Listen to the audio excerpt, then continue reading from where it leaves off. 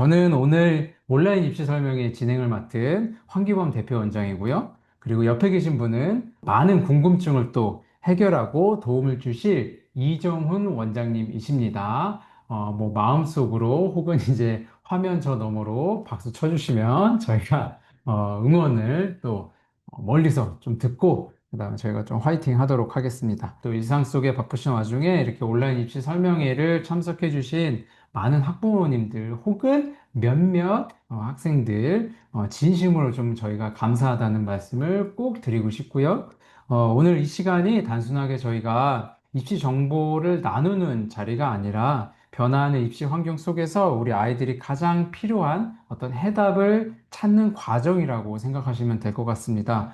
화면 너머이지만 편안한 마음으로 약간 좀 라디오 듣는다라는 생각으로 뭐 설거지 하시면서 틀어놓으셔도 되고요. 뭐 다른 거 하시면서 들으셔도 되는데 편안하게 이야기를 들으시면서 끝까지 함께 해주시면 아마 좀 많은 도움이 되지 않을까라는 생각이 좀 듭니다. 작년에 저희가 하반기 입시 설명회를 좀 진행을 하였고 오프라인으로 좀 진행을 하였습니다. 그리고 관련된 내용들을 이따금씩 저희가 이제 유튜브를 통해서 업로드를 하는데 사실 이제 올해 같은 경우에도 입시 설명회를 진행을 할까라는 고민을 좀 하다가 입시 설명회라는 거를 자주 한다라는 거는 입시의 변화가 뭔가 급격하게 되고 있다라는 소리거든요. 근데 최근에 입시 변화가 있나요? 네, 거의 없었죠. 네, 예.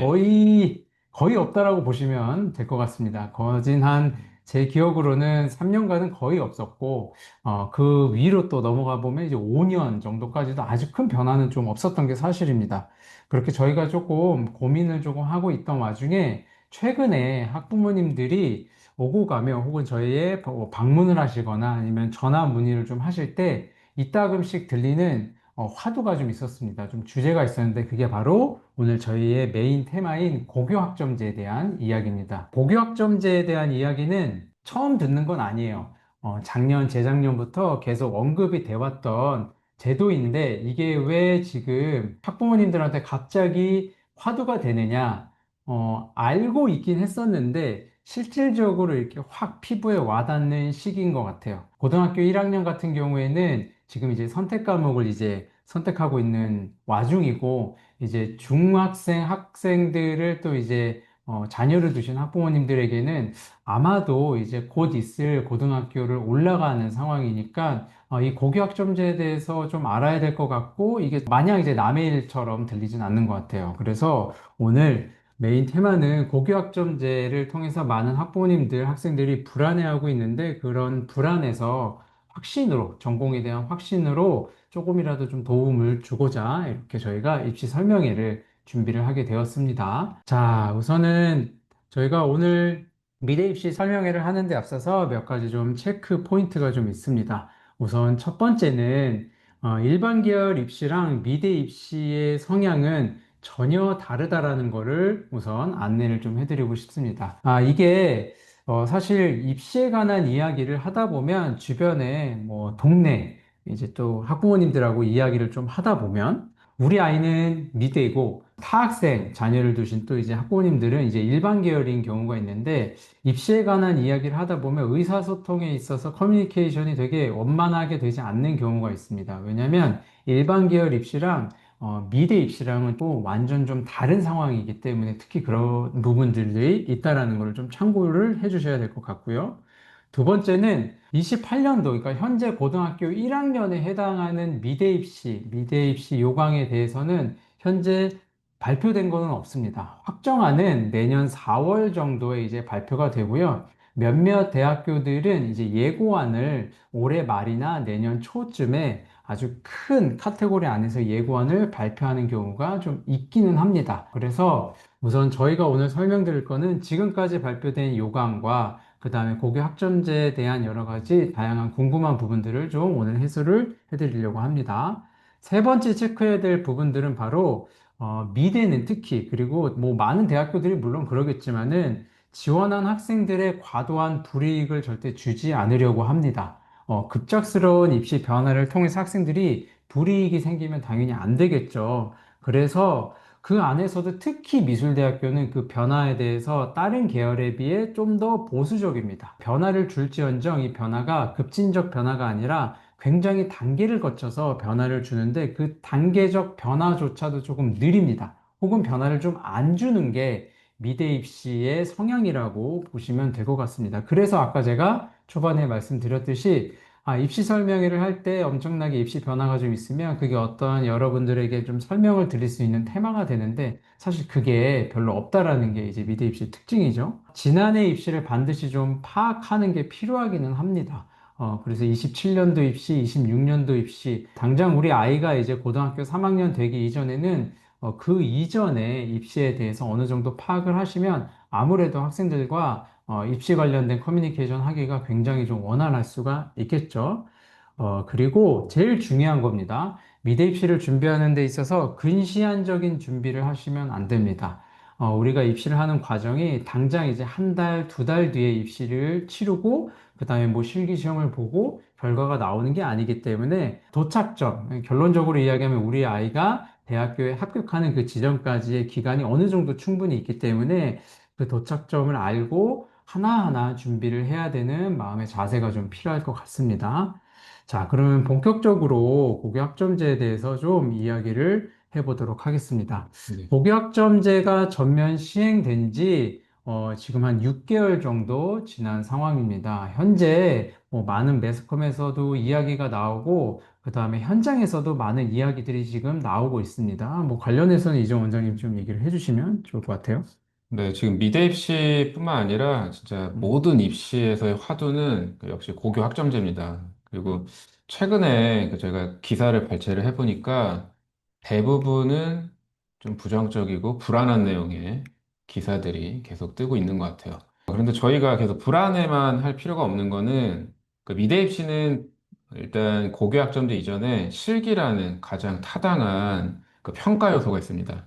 네, 그러다 보니까 뭐 다른 전형보다는 그 고교학점제의 영향을 좀 덜 받고 있고 또 그 불안함 안에서 저희가 절대적으로 변치 않는 법칙들, 그 입시에 반드시 있는 그 불변의 법칙이 있기 때문에 그 세 가지를 명심하시면서 불안을 해소하시는 게 맞습니다. 입시에 있어서 가장 그 바뀌지 않는 그 불변의 법칙 중에 첫 번째는 역시나 그 안에 더 좋은 학생을 뽑는 상대평가를 한다는 겁니다. 그래서 이 제도가 바뀌더라도 어떤 평가 요소로 평가가 되고 그 안에 좋은 학생이 되려면 어떤 걸 더 잘해야 되는지 그런 파악이 필요하고요.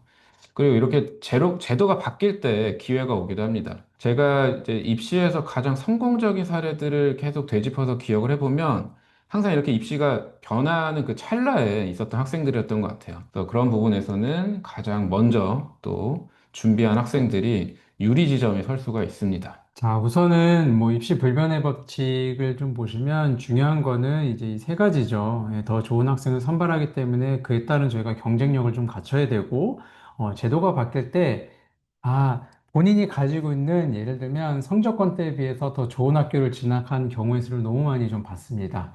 마냥 불안한 마음보다는 이 제도가 바뀔 때 오히려 기회가 된다는 생각으로 저희가 준비를 하면 아마도 걱정의 한숨보다는 좀 안도의 한숨을 좀 쉴 수 있지 않을까라는 생각이 좀 들고요. 어, 우선은 저희가 먼저 좀 냉정하게 그리고 객관적으로 음, 파악해야 되는 게 있습니다. 바로, 저희 아이들, 우리 학생들의 기본적으로 지금 고등학교 1학년 학생들은 1학기가 이제 거의 끝나가는 상황이고, 중간고사 이런 걸 또 이제 다 받고 이런 상황이기 때문에 학생부 내신 성적에 대한 등급 파악이 좀 필요합니다. 그리고 또 하나는 수능 모의고사 등급 파악도 마찬가지 좀 필요한 상황입니다. 마주하기는 싫어요.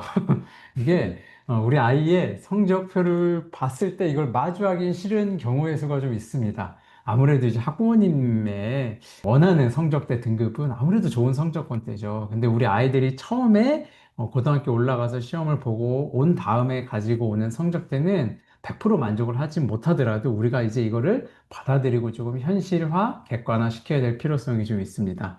사실 이 이야기를 할 때 수능 모의고사 등급은 현재 이제 다른 뭐 사람들과 다른 친구들과 이야기할 때 큰 불편함은 없어요. 왜냐하면 보시는 바와 같이 이제 9등급제이기 때문에 근데 중요한 거는 바로 이 내신 등급입니다.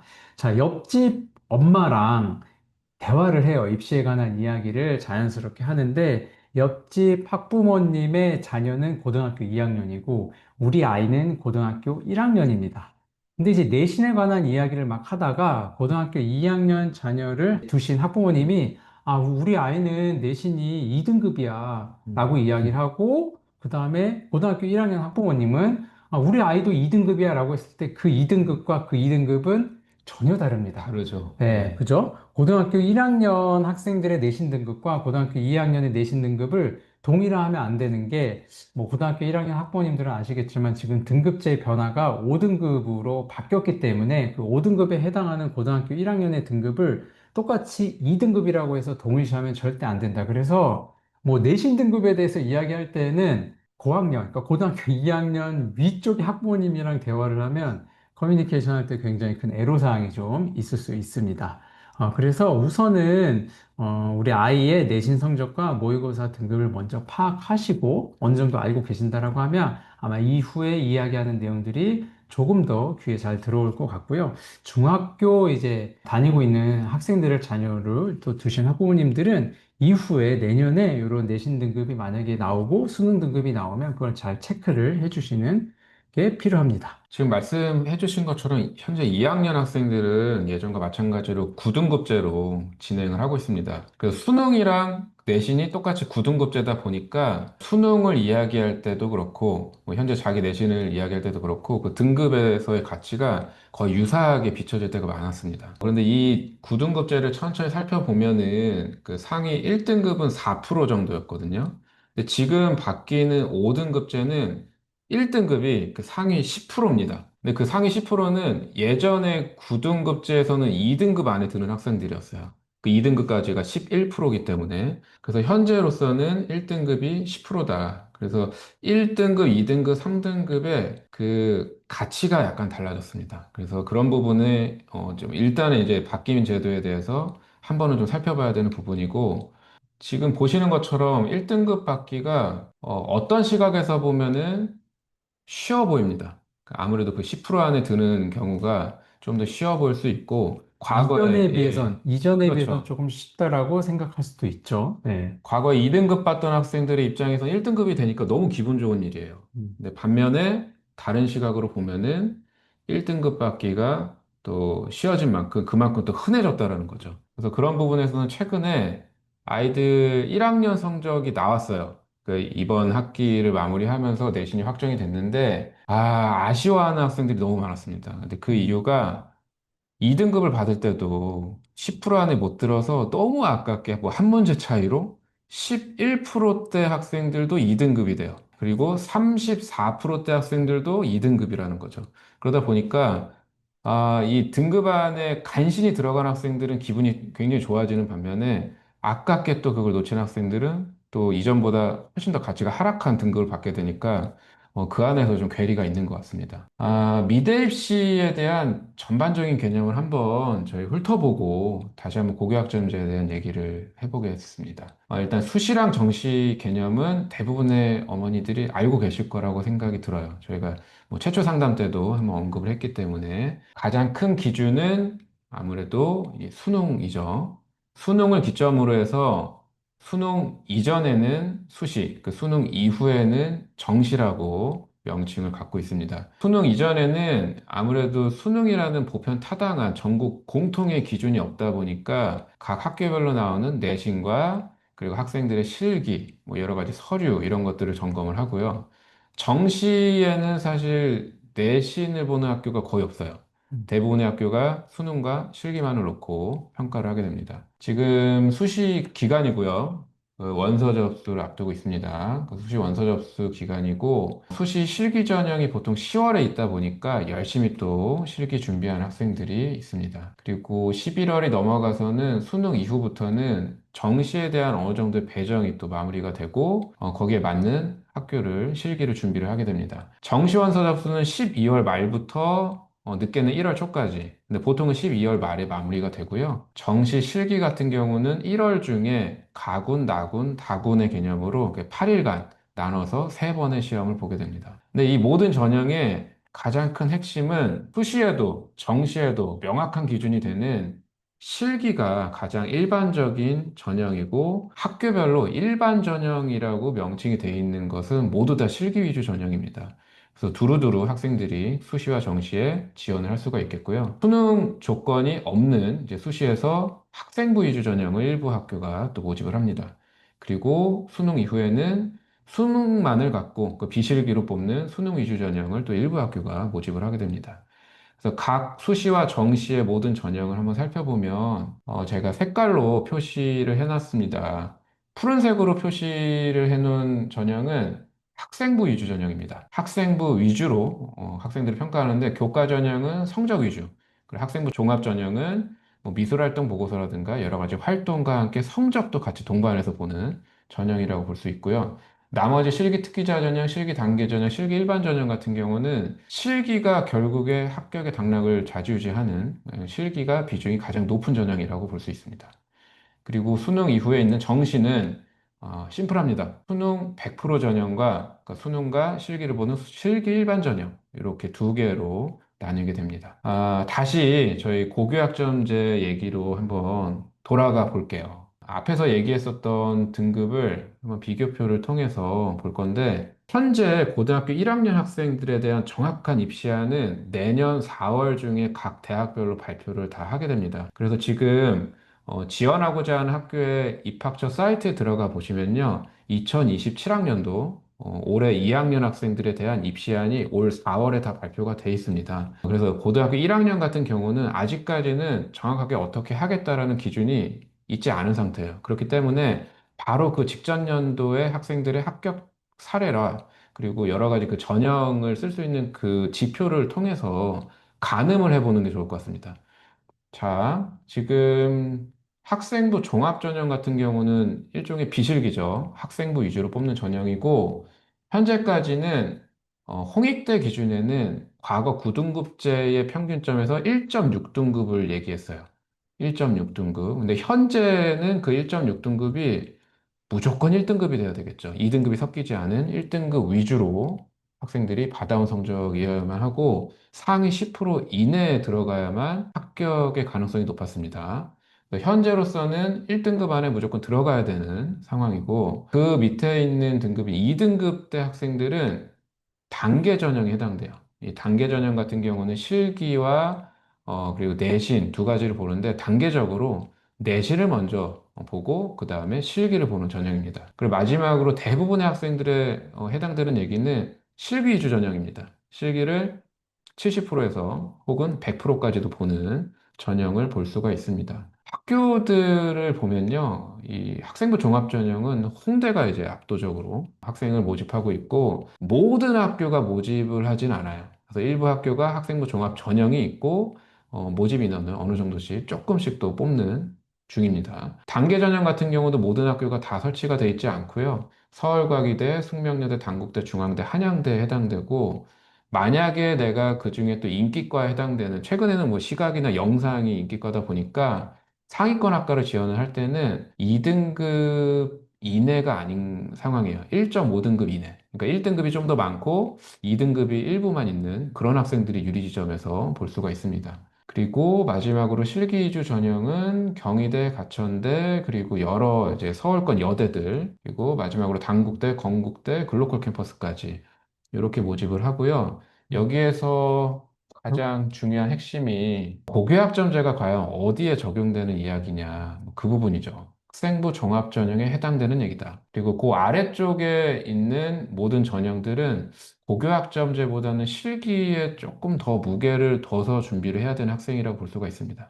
자, 지금 보시면, 혹여나 지금 이제 이 이야기를 좀 들으시는 학부모님들이 아무래도 이제 입시에 대한 이해도가 어느 정도 있으신 분들은 아마 이제 원만하게 좀 들리실 거예요. 근데 혹여나 이제 중학생 저학년이나 아직은 입시에 대해서 명확하게 이제 이해도가 조금 아직까지는 이제 없다라고 하면 지금 저희가 말씀드린 이 페이지는 이제 수시입니다. 그러니까 수능 이전에 뽑는 전형 안에서 내신이라는 거는 결국은 수시에서만 보는 성적 지표이기 때문에 지금 이 페이지는 다 수시 전형의 이야기고 그 수시 전형 안에서도 고교 학점제에 해당하는 부분은 바로 저 상위 10%. 학생부 종합전형에만 해당이 된다라는 거죠. 곧다시 얘기하면 나머지는 사실 고교학점제에 대한 영향이라든지 고교학점제 제도의 변화로 인해서 앞으로의 입시 준비하는 과정에서의 변화를 줄 것이 없다라고 이제 생각하시면 될 것 같아요.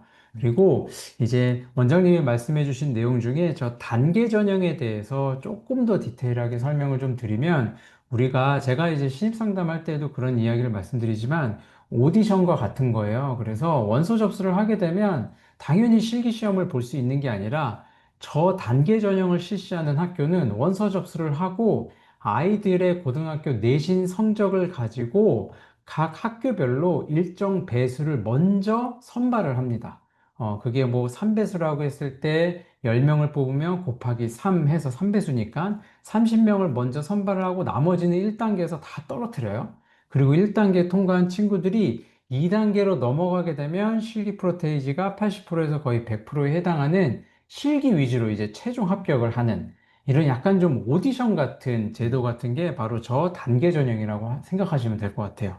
그래서 제가 중간중간에 아무래도 이제 중학교 지금 1학년 학부모님도 제가 아는 분이 좀 계시기 때문에 그런 부분들도 조금 언급을 좀 해드리도록 하겠습니다.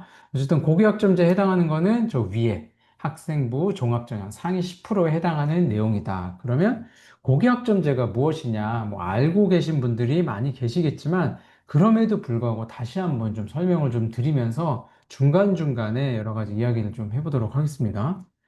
고교학점제에 대해서 다시 한번 좀 정리를 해보겠습니다. 고교학점제는 내신에만 해당되는 얘기입니다. 내신에만 해당되고 그중에 수시 학생부 종합전형에 해당되는 아이들이 면밀히 살펴봐야 되는 제도다. 그렇게 보시면 되겠고요. 그 의도와 정의는 아이들한테 선택의 자유를 주는 게 목적이었어요. 그러니까 좀 더 자유로운 학교. 대학생들처럼 음.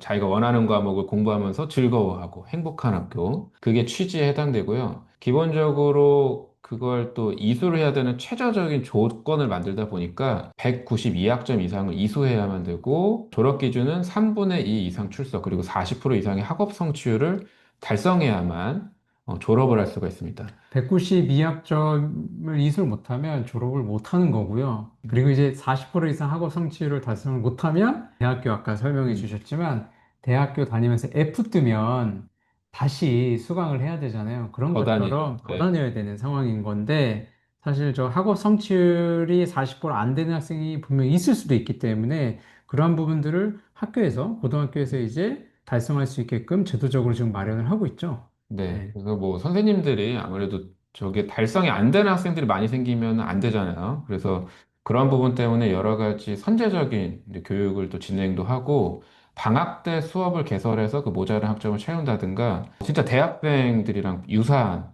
그런 수업 방식을 채택을 하고 있고요. 저 40% 이상의 성취를 못할까 봐 또 걱정하는 학생들이 많잖아요. 내가 만약에 그걸 수업을 못 따라갈까 봐.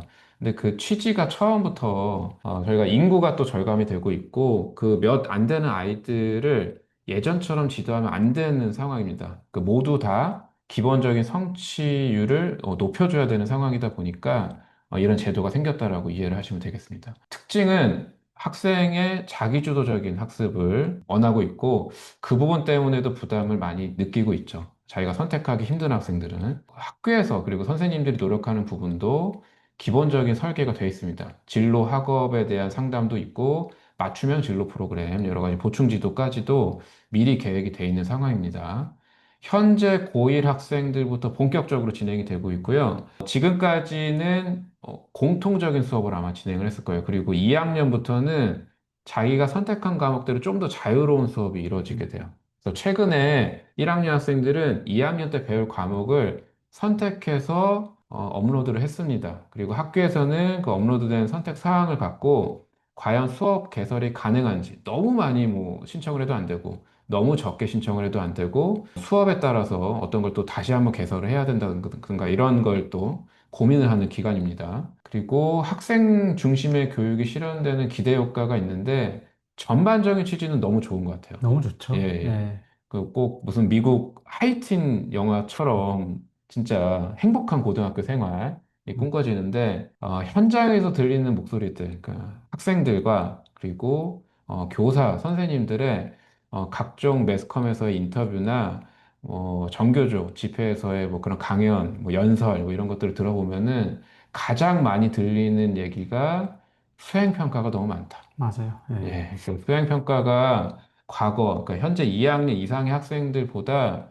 그 양과 난이도가 많이 높아졌습니다. 그런 부분 때문에 공부할 시간조차 줄어들고 수행평가하느라 진짜 학교 가는 게 너무 힘들다. 뭐 이런 의견이 많이 되고 있어요. 두 번째는 지금 2학년, 3학년들도 선택 과목이 있어요. 그래서 이동 수업이 있는데 그 양이 아무래도 지금 1학년 학생들보단 적겠죠. 근데 그 친구들의 이야기는 이동 수업을 많이 하다 보니까 친한 친구랑 같은 선택 과목을 선택하기도 힘들고 자기가 선택한 수업에 또 아는 친구가 없는 경우도 있고 같은 반 친구인데 1년 내내 다른 수업을 듣는 경우도 있고 이런 부분 때문에 학급의 분위기가 많이 바뀌었다고 합니다. 많이 바뀔 수밖에 없는 상황인 게 이제 뭐 보시면 저희가 이제 하는 이야기들은 사실 입시 제도에 대한 이야기인데 이게 조금 이제 학생들 입장이나 때로는 이제 음, 고등학교 고교 생활이잖아요.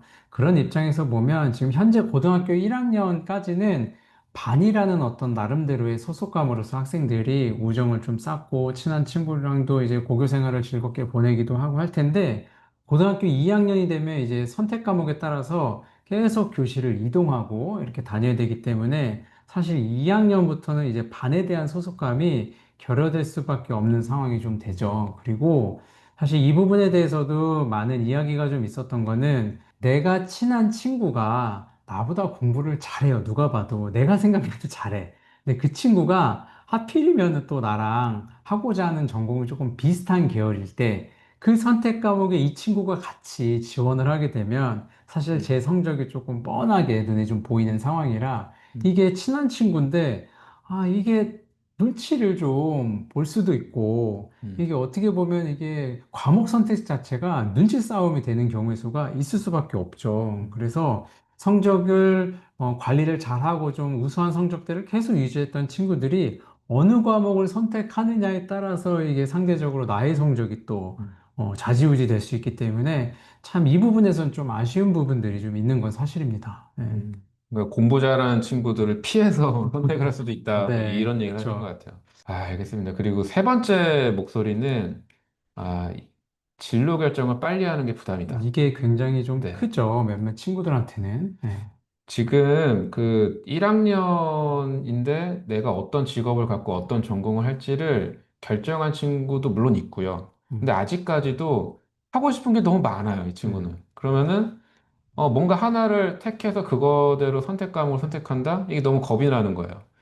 만약에 내가 꿈이 바뀌면, 음. 그럼 지금 선택한 과목 때문에 입시에 있어서 불이익이 있지 않을까? 네, 이런 것까지도 지금 많이 불안해하는 상황입니다. 생각해보면 여기 계신 학부모님들도 대학교에서 학과 선택을 한 다음에 학과에 대한 고민을 하는 경우일 수도 있죠. 그리고 대학교를 졸업한 다음에도 고민을 하는 경우일 수도 있습니다. 네. 뭐 하다못해 뭐 한 30살, 40살이 된 다음에도 지금 내가 하는 게 맞나? 라는 고민을 우리도 음, 하는데 고민을 할 수밖에 없는 이 나이가 어린 나이에 또 이런 진로 결정을 하는 게 당연히 부담이 좀 될 수도 있죠. 물론 아닌 친구들도 분명히 좀 있겠지만, 그래서 그런 경우의 수가 또 우리 아이한테 좀 해당이 될 수도 있겠죠. 예. 가장 중요한 거는 이미 제도는 결정이 됐습니다. 음, 그리고 저희가 불안해만 할 게 아니라 저걸 역으로 이용을 해야 되는 입장입니다. 그렇기 때문에 진로 결정을 빨리 하는 학생들이 유리한 제도죠. 그러면 현재 중학생에 해당되는 학생들 그리고 고1 초반까지는 진로 탐색 기간을 빨리 땡겨서 여러 가지 경험을 쌓고 내가 어떤 전공을 할 수 있는지 그리고 그 전공을 하면은 뭘 배우고 어떤 쪽으로 직업을 가질 수 있는지 교육받는 게 시급합니다. 그래서 음, 현재 저희 전공 수업이 이뤄지고 있습니다. 음, 이뤄지고 있고 많은 학생들이 체험하고 나면은 꿈이 바뀌기도 해요. 그쵸? 예, 예. 아이들이 사실은 꿈이 타고나는 게 아니라 그 자기가 경험한 것 내에서 생기기도 합니다. 그래서 그런 부분을 저희가 좀 더 살펴보고 지도하는데 좀 힘쓰면 문제가 없을 거라고 말씀드리겠습니다. 고등학교 3년간 배우는 내용을 한번 살펴보겠습니다. 고등학교 1학년 때는요, 국어, 영어, 수학, 통합사회, 통합과학 이렇게 배워요. 근데 이 과목들은 정시 수능에 나오는 과목과 동일합니다. 그래서 1학년 때 배운 과목이 결과적으로 2028학년도부터는 수능에 나오는 문항을 미리 배운다. 그렇게 보시면 되고요. 2학년, 3학년 같은 경우에는 선택 과목이 많죠. 이 선택 과목들은 수능보다는 이제 학생부 기재를 위한 이제 경우다 보니까 수시 학생부를 만드는 학생들한테 좀 더 중요한 부분입니다. 그래서 고등학교 1학년, 2학년, 3학년 때 배우는 과목의 성향이 바뀌기 때문에 이런 부분을 자기가 어떤 곳에 또 무게를 둬서 준비를 잘 해야 되는지 잘 살펴보면서 진행을 해야겠습니다. 지금 표를 보시면 이 표가 굉장히 중요하거든요. 그러니까 지금 현재 저희가 이제 미대 입시를 준비하는 학생들, 그리고 이제 미대를 이제 꿈꾸는 학생들, 관심 있어 하는 학생들이기 때문에 이 표를 잘 보시면 아마 눈치채신 분도 계실 거예요. 미대는 기본적으로 수시보다는 정시에서 더 많은 인원을 선발을 합니다. 특히 이제 상위권 대학, 뭐 예를 들면 성균관대학교 같은 경우에는 수시에서 지금 현재 단 한 없죠. 명도 예. 뽑질 않고 정시에서만 다 뽑거든요. 그렇다 보니까 정시 위주로 좀 생각을 할 경우에, 지금 바로 위의 학년, 고등학교 2학년까지는 고등학교 1학년 때 공부했던 거, 고등학교 2학년 때 했던 거, 고등학교 3학년 때 공부했던 게 다 수능에 나와요. 근데 지금 이제 고등학교 1학년부터는 이제 좀 있으면 이제 학년이 마감이 될 텐데, 이제 수업 마무리가 될 텐데, 1학년 과정까지만 수능에 나오기 때문에, 곧다시 얘기하면 1학년 때 지금 배웠던 거를 만약에 내가 학습적으로 좀 부진하고 좀 아쉽다라고 하면, 그 정해진 그 진도를 2학년 때 또 본인이 복습을 하고, 그 다음에 3학년 때 또 복습을 할 수 있기 때문에, 3년 동안에 이제 수능 준비를 계속 사이클링을 계속 돌릴 수 있다라는 거죠. 긍정적으로 보면 성적을 관리하는 그 장기적인 그 관리 기간이 확실하게 좀 늘어났기 때문에 좋은 성적을 받고 좋은 성적을 내가 성취할 수 있는 이 제도입니다. 지금 현재 이제 28년도부터. 이거 이제 좀 긍정적으로 봐야 될 거고. 이게 좀 이제 우리 아이들한테 좀 보이는 부분들은 아마 다를 수도 있죠. 1학년 때 배웠던 게 수능에 나와? 근데 2학년 때 배우는 거는 수능에 안 나네. 그러면 1학년 때 좀 아쉬우면 뭐 2학년 때 하지 뭐. 음, 음. 2학년 때 좀 안 나오면, 에이, 뭐 3학년 때 하면 되지 뭐. 이렇게 하게 되면 사실 이제 학습을 하는 기간을 늘렸다라는 거는 반복 학습을 통해서 성적을 올려야 되는데 이게 학습 속도를 늘리는 거죠. 그리고 본인 스스로가 그걸 위안 삼고. 이제 8년도 바뀌는 이 제도를 좀 긍정적으로 좀 해석을 할 때에는 우선은 1학년 때 교과 과정이 수능이기 때문에 우리가 반복 학습을 할 수가 있다. 모자란 부분들을 이렇게 좀 체크를 하시고 이 표를 좀 보셔야 됩니다. 이게 또 선생님들 입장도 있어요. 그렇죠. 네네. 고등학교 교사 선생님들이 이번 6월에 있었던 그 전교조 집회 그 영상이 하나 뜨더라고요. 제가 계속 유튜브가 그쪽으로 알고리즘이 뜨다 보니까 그 목소리 중에 하나가 1학년 때까지는 열심히 할 것 같은 거예요, 아이들이. 이게 수능에 나오니까. 근데 2학년, 3학년쯤 되면은 이게 자기한테 크게 입시로서 중요치 않다, 이 수업은 판단이 되면은 여러 가지가 파행이 되고 아이들의 그 진중함이 또 덜하지 않겠느냐. 그러니까 아이들을 통제하기가 좀 힘들 수도 있겠다. 뭐 이런 걱정을 하고 있더라고요, 미리. 근데 그런 부분은 그 학습의 재미와 또 흥미를 일으킬 만한 여러 가지 그 프로그램의 역할이 필요하다라고 보고요. 지금은 일단 요 제도 안에서 유리 지점에 쓰려면 1학년 때 열심히도 하고 2, 3학년 때는 반복 숙달을 해야 된다. 아까 원장님 말씀하신 것처럼 그걸 잘 체크를 하셔야 될 것 같아요. 자, 다음은 수능입니다. 수능에 대한 특징을 말씀을 드릴게요. 수능은요, 2028학년도부터 변화가 생깁니다. 그리고 전국 공통으로 아주 정확한 상대평가가 됩니다. 모든 고3이 다 보기 때문에. 지금까지 얘기했었던 고교학점제와 내신에 대한 체계는 어찌 보면 지역과 학교별로 그리고 학교 안에 있는 여러 인프라 때문에도 똑같은 아이가 다른 평가를 받는 경우도 당연히 있어요.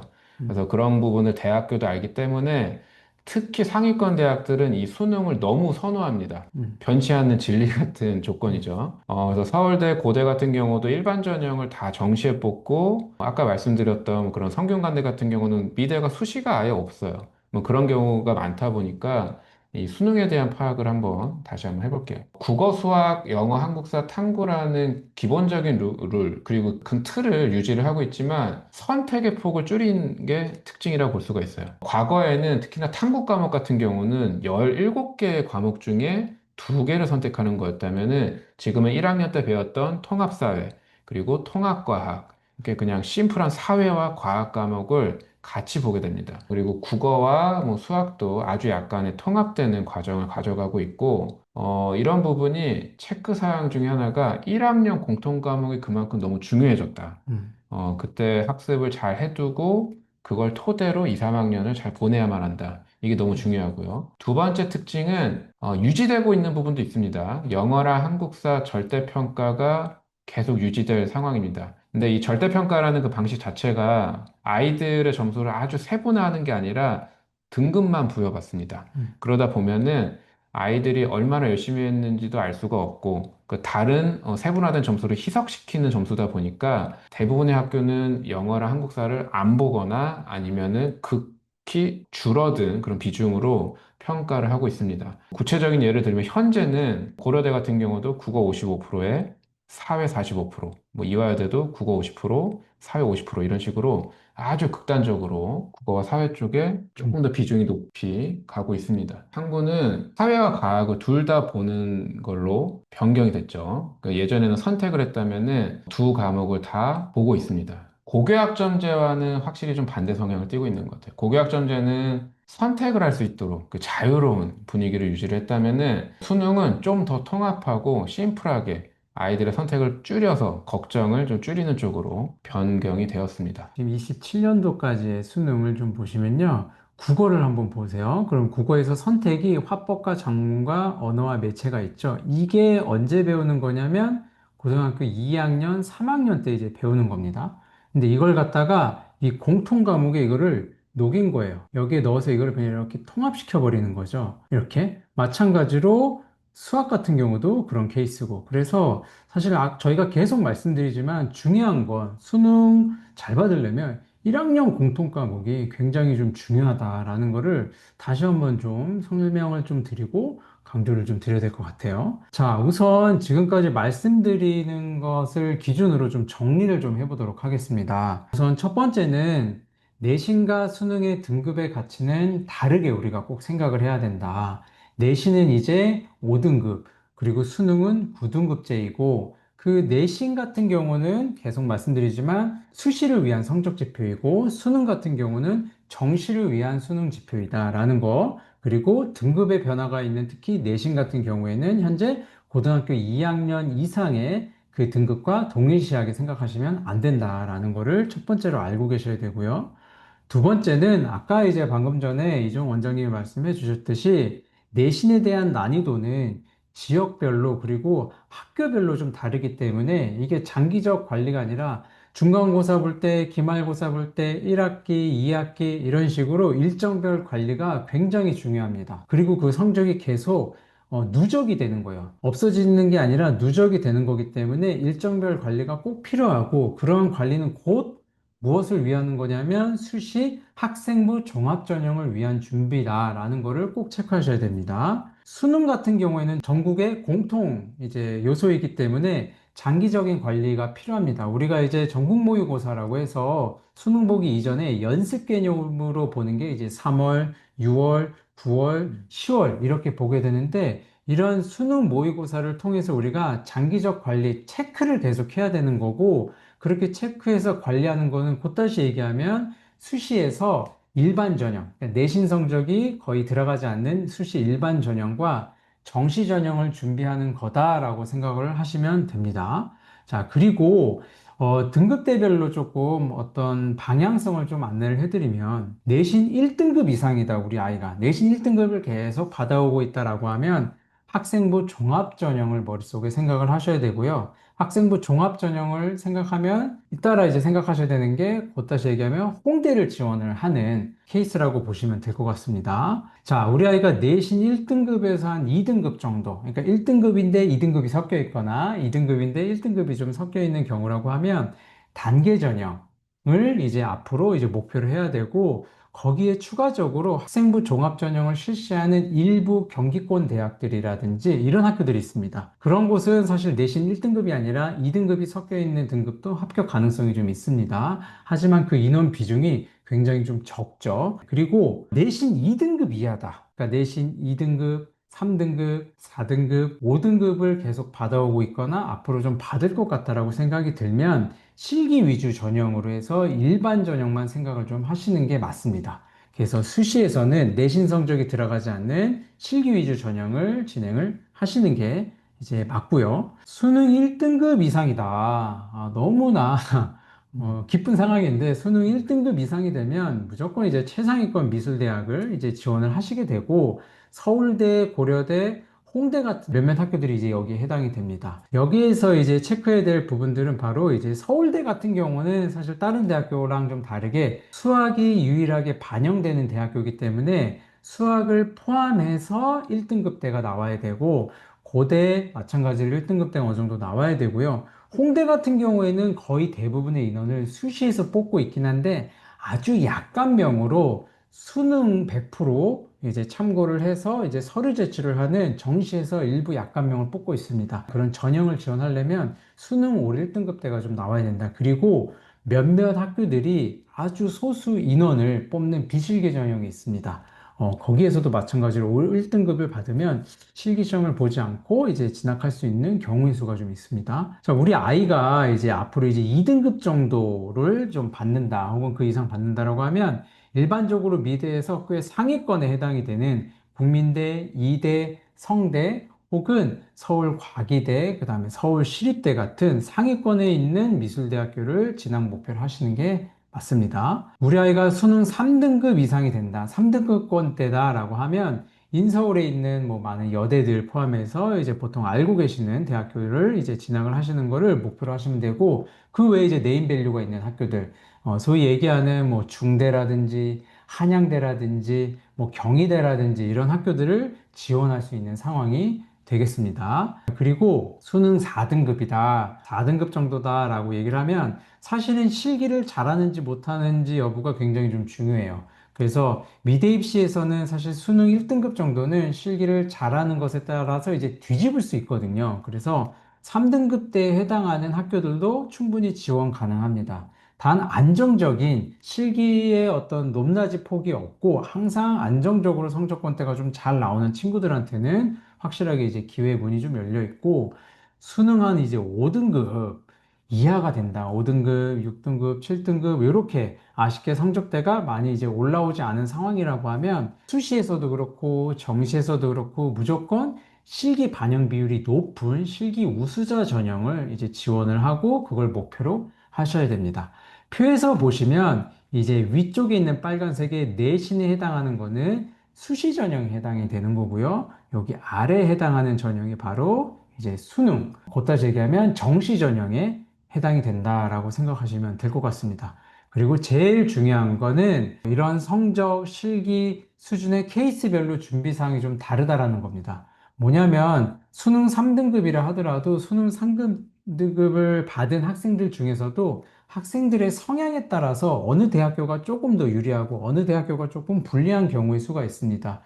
그림을 그리는 종이의 크기도 좀 다르고요. 시간도 좀 다르고요. 그리고 문제를 내는 유형도 조금 다르기 때문에 그런 학생들의 개개인별 케이스 바이 케이스로 저희가 좀 접근을 해야지만 아무래도 이제 합격 확률이 조금 높아질 수 있고 사실 그런 아이들의 성향은 아쉽게 학부모님들이 조금 관찰하고 이 부분을 좀 판단하기는 좀 어렵죠. 그래서 저희 학원에서 아이들의 기본적인 뭐 그림이라든지 그림 스타일이라든지 그림 그리는 과정을 통해서 이런 스타일 파악을 해서 이제 입시에 대한 컨설팅을 앞으로 좀 이제 하고 있다. 지금도 현재도 그렇게 하고 있다라고 좀 알고 계시면 될 것 같아요. 그래서 지금 말씀드린 정리된 이 부분들을 전체 큰 어떤 골자로 해서 아이들을 좀 지도를 해주시면 아무래도 많은 도움이 좀 되겠죠. 네, 지금 그 보고 계신 화면에 있는 지표는 각 학교 입시 통계를 토대로 가장 보수적으로 그 평균 지점으로 얘기를 드렸습니다. 그래서 뭐 아까 언급하신 것처럼 경우에 따라서는 실기로 한 개 등급 정도를 또 이상 더 채운 학생들이 또 있어요. 그래서 그 이상의 학교를 가는 학생들도 있기 때문에